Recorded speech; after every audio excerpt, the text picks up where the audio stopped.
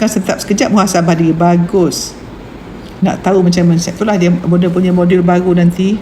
Bunda ada cara how to live your life dengan kita konsep barulah. Okay. Sentap dengan mak, luka batin lah tu.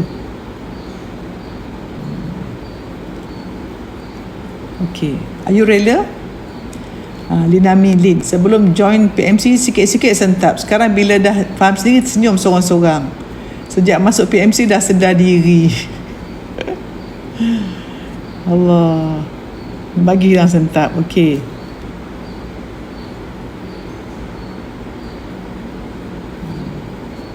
Sentap dengan suami. Okay. You all sentap dengan suami, dengan anak, dengan orang. Masalah orang ke kita? Tulis. First, kalau saya ada masalah dengan orang, tulis. Ni sentap ayat pertama. Bunda akan beritahu apa dan cuba kejap lagi. Tulis semua orang. Kalau saya cepat sentap dengan orang, kalau saya cepat sentap dengan orang, masalahnya bukan orang itu. Tulis. Masalahnya bukan orang itu. Tulis terus. Okay, masalahnya bukan orang itu.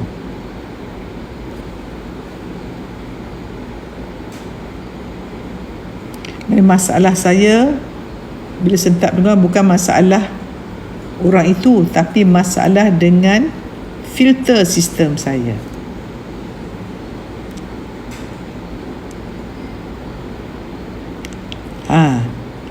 So ilmu sentap pertama ialah kapsul. Ilmu untuk elak sentap yang pertama ialah saya sedar diri. Saya sedar bahawa kualiti hidup saya dan pengalaman saya di dunia ini sebenarnya bergantung kepada cara saya melihat diri saya melihat orang lain, dan makna dan persepsi yang saya beri kepada apa berlaku di keliling saya. Itu yang pertama ilmu. Semua tulis. Dia panggil ilmu elak sentap, iaitu saya sedar diri. Dari kapsul kedua, daripada konsep ilmu pertama bahawa kualiti hidup saya bergantung kepada filter sistem saya, cara saya melihat dunia, cara melihat orang secara makna saya beri, menyebabkan saya sedar diri dan ambil tanggungjawab untuk mengubah diri saya, supaya apabila saya ubah diri saya, ubah apa ada dalam diri saya, maka saya akan ubah apa saya beri, dan insya-Allah apa saya dapat bergantung kepada apa saya beri, dan saya hanya boleh beri apa ada dalam jiwa saya. Maka akhirnya saya tidak lagi cuba nak mengharap apa saya dapat, tetapi saya fokus kepada apa saya beri kepada dunia, dan saya hanya boleh beri apa ada dalam jiwa saya. Oleh itu, saya akan sibuk membersihkan hati, membetulkan jiwa, dan fokus kepada redha Allah. Kapsul kedua.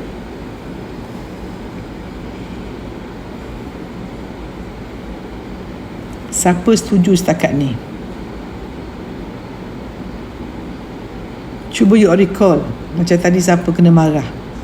Wow, saya kena marah. Orang lain tak kena marah, saya kena marah. Baik. Okay, ini satu jawapan.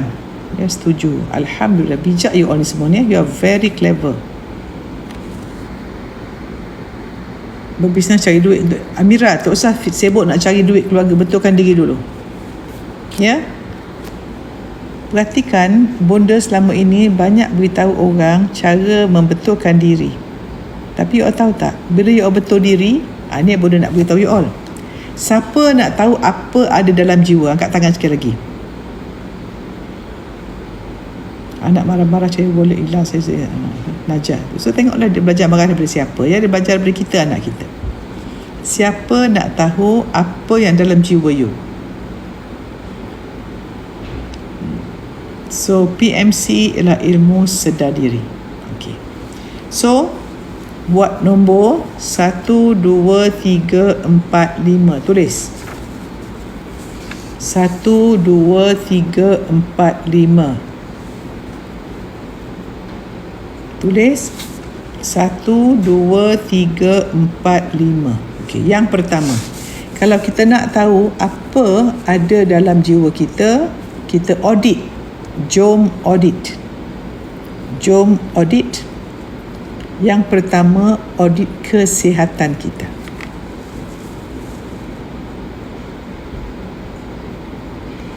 Pertama, audit kesihatan kita, beri markah 1 hingga 10.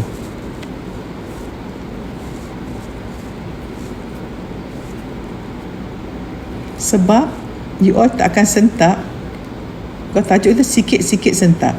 So yang Bonda cakap ni, kita akan sentak diri kita dengan prinsip yang Bonda beri.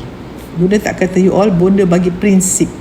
Contohnya kalau ada undang-undang gravity, Bonda cakap kalau terjun, jatuh, meninggal. So tak boleh marah pasal itu undang-undang sunatullah. So orang yang baik ke, orang yang kecil ke, asal jatuh, you tahu ke tak tahu, memang jatuh.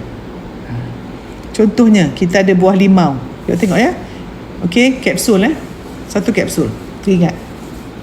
So Bonda beri metafora supaya ingat. 1 kapsul. Baik. Bayangkan ada orang kata saya ni mulut jahat tapi hati baik. Baik. Bayangkan sebiji limau, kita perah limau, keluar apa? Limau. Boleh kelak keluar jus apple? Tak boleh. Sekarang Bonda nak tanya. Bila limau tu kita masuk dalam juicer atau kita perah, kita squeeze limau tu, yang keluar tu ialah jus limau. Adakah penting yang squeeze kita tu mak mentua kita ke, anak kita ke, suami kita ke, majikan kita ke, bos kita ke? Penting tak siapa yang squeeze? Tak penting. Yang penting apa yang keluar itulah di dalam. Jadi kalau kita kata saya ni marah sebab orang ini, no. Bila kita di squeeze, yang keluar itulah yang dalam kita. So if you want to know who you are, what you are, tengok apa berlaku bila you tertekan. Bila tertekan, keluar kesombongan, kedengkian, whatever yang tak elok, itulah dalam jiwa you all. Sebab senang untuk kita buat baik pada umat baik kan. Kita senang jadi baik dalam suasana tenang. Tapi tengok apa jadi beri stres, yang keluar itulah diri you yang sebenar. Your 90%. Yang tanpa sedar keluar. Jadi jaga apa keluar daripada mulut, itu gambaran hati kita. Wallahu a'lam.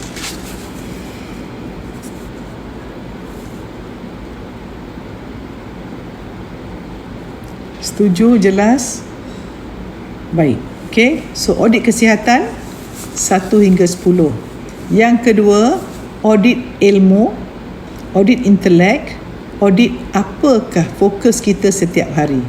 Menambah ilmu, dan ilmu tu bermanfaat atau tidak, dan nak tahu benda-benda tu benar-benar ilmu, dia meningkatkan kesedaran diri, dia meningkatkan kita punya kefahaman, dan setiap kefahaman membawa kepada kehendak, dan kehendak membawa kepada amalan, amalan diulang-ulang menjadi tabiat.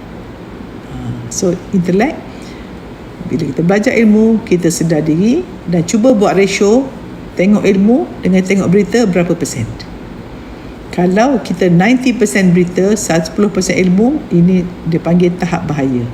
Tetapi kalau sentiasa ilmu, berita sesekali untuk tahu apa berlaku tentang kematian atau apa yang untuk kita doakan, okey. Okey, so yang kedua ialah apakah intelek kita. Yang ketiga, baik, apakah emosi kita? Beri emosi kita 1 hingga 10. Kalau kita murung, anxiety, risau, takut, sombong, dengki, menyampah, itu low. Tetapi kalau kita terima, kita semangat, kita mengubah diri, kita sabar, kita syukur, kita tenang, itu 10.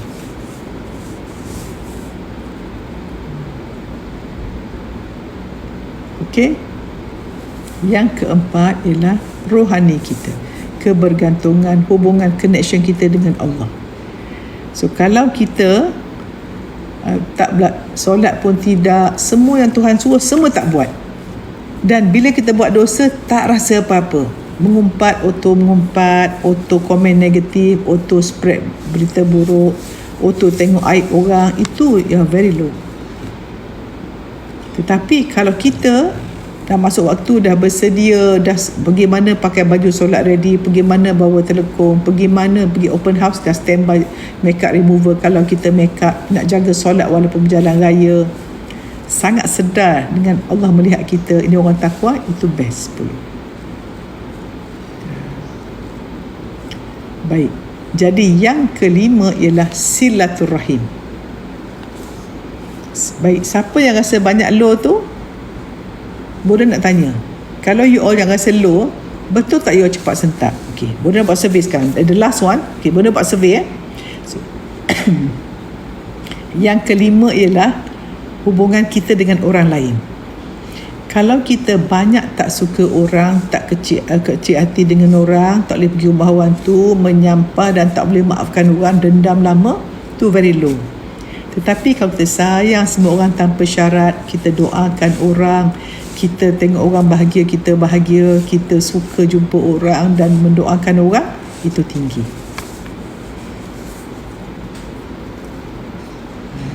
Itulah yang disebut dalam PMC. So all, siapa yang dapat 50 atau 45 ataupun 40, dahsyat lah, subhanallah. If you are 7 in all, then you punya roda tu bagus. Tetapi asyik jaga kesihatan, 9, makan diet, intermittent fasting, macam-macam. Tapi ilmu tak cari, dengan emosi menyampah, sombong, dengan keluarga tak suka, solat pun tidak, then you punya hidup akan. So Bonda nak tanya, bila dalam 5 Bonda bagi ni you markah rendah, betul tak you cepat sentak? Elida apa yang nak maafkan orang, betul? Cari punya TikTok punya tu, ajar maafkan orang. So sekarang you all dah mula sedar, you all cepat sentap sebab apa? Pentagon kehidupan, PMC, Pentagon kehidupan rendah. Dan Buddha nak cakap you all, if you all nak tahu apa dalam jiwa you all, tengok you punya 5 ni. So kalau kita tak sihat, kita makan gula, kita makan fast food, kita makan semua nak cepat, kita makan banyak, besar kemungkinan kalau kita suka benda craving coklat tu, besar kemungkinan kita perlukan makanan fizikal untuk menutup kelukaan emosi. Betul tak? Makan terlampau banyak, besar kemungkinan pasal suami saya sentak, bagi suami saya sentak kan. Betul, kita cepat sentak dengan orang paling dekat sebab kita punya akaun emosi banyak kat dia, sebab tu cepat terluka. Lagi tua lagi cepat sentak. Faham Cik Muhammad? Itulah Bonda, batu konsep Bonda akan kenalkan dalam PMC Batch 7 Future Self ni, diriku yang baru tu, diri akan datang. Bila you ada konsep diri akan datang, semakin tua semakin best. Okey, siapa di sini bersetuju that kalau kita banding diri kita 5 tahun dulu, apakah kita orang yang sama atau lebih baik? Apakah kita lebih pandai atau lebih tak pandai? Apakah kita lebih penyayang atau tak penyayang? Cuba audit. Bayangkan kita 5 tahun dulu macam mana? Tani ahli, ya. Wah, Cik Azhar, semalam saya guna 5 formula yang Bonda beri untuk share dengan jemaah surau semasa selit baca. Masya Allah, apa kesannya Cik Azhar? Dah tua-tua selalu sentak, ya. Sebab kita cepat sentak sebab kita rasa nilai diri kita tak ada apa-apa. Kenapa orang berumur cepat sentak? Dia gini, you all, kita akan sentak apabila kita rasa kita tak ada harga diri. Betul tak? Orang yakin, ya, kita semua lebih baik. Yo, siapa yang sentap sekarang? Siapa yang tua? Cuba you banding diri you 5 tahun dulu. Tentu you all mengaji lebih banyak, solat lebih bagus. So, bersyukur dengan diri you.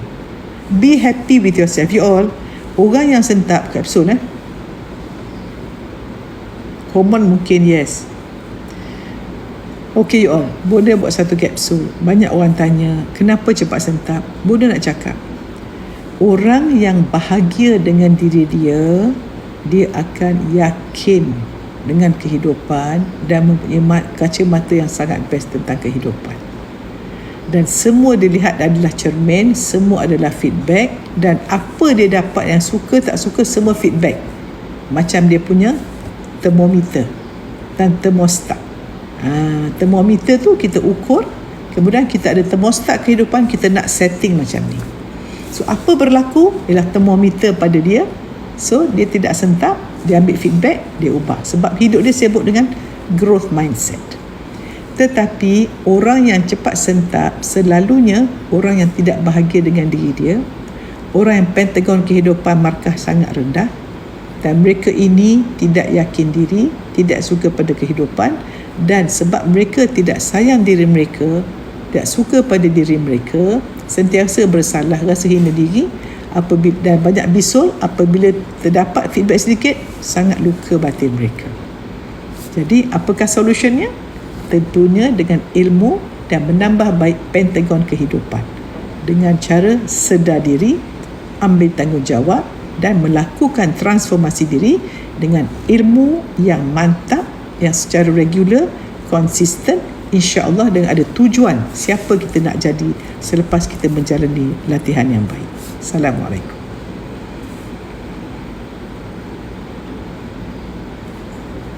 Nabiha, lepas John PMC lebih sedar diri, kurang sentap, betul? Setuju tak you all? Down throat lepas keguguran, tak apa, kita terima, redha dulu. Sayang diri bukan self pity. Bukan self pity. Sayang diri ialah kita akan tentukan kita jauh daripada api neraka masa kita akan jaga solat kita. Bila kita sayang diri, kita akan sayang orang lain. Kalau you all nak tahu, so Bonda nak beritahu sekarang, nak tahu apa dalam jiwa you. Okay, dari segi kesihatan Bonda sebut tadi kan, kalau kita tak sayang diri, kita makan banyak sebab kita perlukan, kita luka batin banyak, tak sayang diri, so kita ganti dengan makanan. Dan siapa yang tak sayang diri, dia akan terpaksa isi dengan makanan. Dan you all tahu tak, orang yang sayang diri dia, orang yang bahagia dengan diri, dia akan bahagia dengan orang. Dia tak perlu makan banyak. Kalau dia makanan, dia lebih suka bagi orang. Dia tak makan tak apa. Yang penting sebab dia sangat penyayang. Dan Bonda nak share dengan you all, apa yang Bonda share dalam kelas Bonda ialah macam mana kita nak hidup tenang dengan Allah, bergantung pada Allah, sangka baik pada Allah, fokus pada Allah, redha Allah. So kita punya KPI ialah apakah Allah redha atau Allah murka. Dan orang yang dekat dengan Allah ni, mereka akan bahagia dengan sesiapa saja. Orang baik ke tak baik, dia sama saja. Dia baik, dia sayang semua orang tanpa syarat. Dan bila bayangkan you all, kalau you all cari Allah, redha Allah, you tenang dengan Allah, you bahagia dengan semua orang, dan badan you akan sihat. You gembira dengan benda fizikal, badan akan sihat. You akan fokus pada ilmu. You jadi sangat penyayang. You senang buat baik dengan Allah. Dan you sangat bagus silaturahim, sebab orang yang sayang, penyayang akan disayangi oleh makhluk di dunia dan di akhirat, dan di langit dan di bumi. Wallahu a'lam. Itu kapsul Alif. Cik Zainuddin, thank you. Rosnita, lepas John PMC kurang-kurang sentap. Suami selalu marah anak-anak late teen sampai mereka avoid terbit. Ya, betul. Nampak tak? Boleh minta maaf cakap. Siapa yang suami kita marah-marah? Boleh nak tanya. Kapsul Ada orang kata suami dia marah-marah dengan anak late teens dia sampai anak-anak tak duduk sama dengan dia. Kenapa? Orang yang suka marah-marah selalunya deep down they're very unhappy people. They're not happy with themselves, dia tak suka diri dia. Besar kemungkinan image diri sangat negatif, dan besar kemungkinan masa kecil sering dimarahi, dihukum, dibanding, tak rasa disayangi, tak dilihat dan tak diraikan, dan rasa orang tak suka dia, dan pengalaman yang sangat tak baik. Maka paradigma atau 90% daripada programming dia tanpa sedar, dia buat apa yang orang buat kat dia masa kecil. So bila dia ada buruk, dia beri buruk, dapat buruk. So bila kita ada suami atau isteri pasangan macam tu, kita lihat mereka dengan mata yang belas kasihan. Kita tanya bukan what's wrong with you, tapi what happened to you. Bukan awak ni kenapa, tetapi apa jadi pada awak. So bila kita mula mengisi atau melawat luka batinnya dengan beri, kalau dia suami kita tak rasa dilihat, kita buat dia rasa dilihat. Tak disayangi, buat rasa disayangi. Tak didengari, buat rasa didengari. Hormat suami kita, dan tak diraikan, kita raikan dia, dan tak fahami. Bagi segala kekosongan jiwa tu, insya-Allah bila pasangan suami kita akan jiwanya penuh, mereka dapat memberi kebaikan pada orang lain. Dan Bunda nak cakap, anak-anak remaja, tolong dengar mereka, bukan nak suruh mereka dengar cakap kita. Assalamualaikum.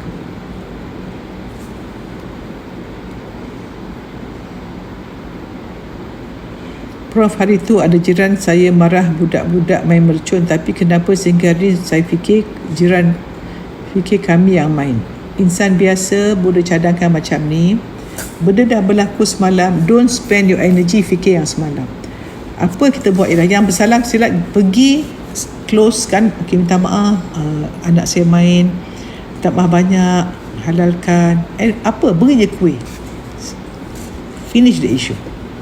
Yesterday and last night, no more, move on. Use your energy, jangan worry yang dah berlaku, yang tak boleh ubah. Focus, what can I do today? And you all tahu tak, if you all ada bayangan future self yang Bunda akan ajar dalam kelas batch 8, the minute you live in this context yang Bunda nak ajar you all, subhanallah, every day becomes meaningful, insyaAllah.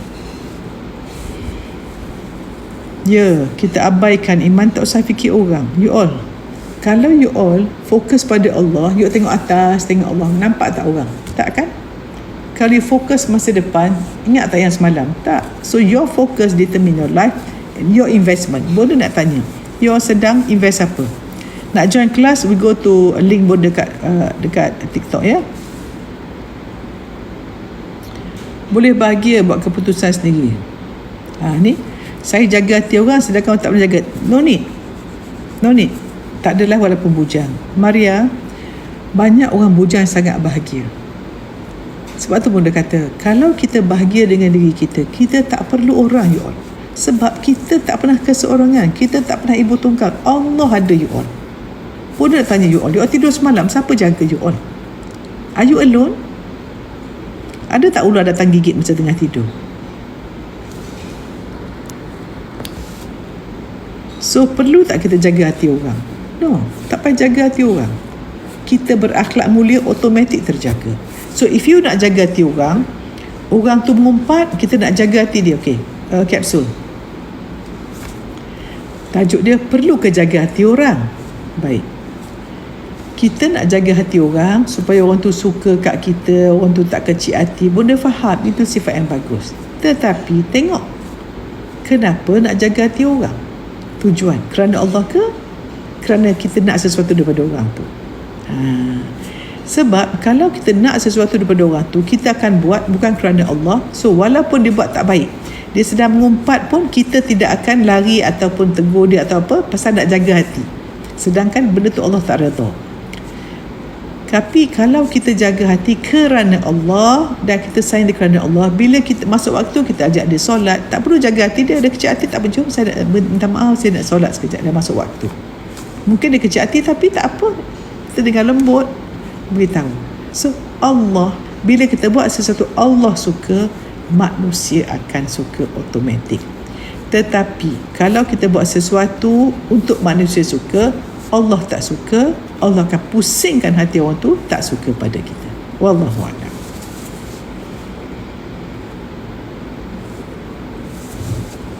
Okay. Terima kasih siapa komen kat Facebook, siapa share kat tangan, thank you. Siapa PMC yang kat tangan. Saya duduk rumah tua, bukan menantu kesayangan. Bila menantu kesayangan dia balik, layan tip top, and lain untuk saya di belakang. Mami great bakers, okay, mami great baker, you bake kuih, you are a mami. Bunda nak cakap, the minute you think not good of others, you punya aura, you punya fikiran tu, kita ni satu sama terhubung, you all. You punya fikir negatif, your mother-in-law akan rasa. Jangan fikir buruk tentang orang. Sebab tu nak tidur, maafkan orang. Okay, kapsul soalan. Ada soalan, orang kata dia duduk rumah mertua, bila menantu kesayangan balik, dia layan tip top dan mengata dia. So nampak tak the word say judge tu? You judge menantu kesayangan. So the minute image you orang tu menantu kesayangan, orang tu menantu kesayangan lah. Dan you kata you tak baik. So every time you mantra, tak suka saya. So Buddha nak cakap, bila kita hidup satu rumah, jangan sekali-kali fikir yang tidak baik tentang orang, sebab wave tu boleh rasa. You all tahu fikiran ni lebih kuat daripada cahaya. Ni laju fikir dah sampai.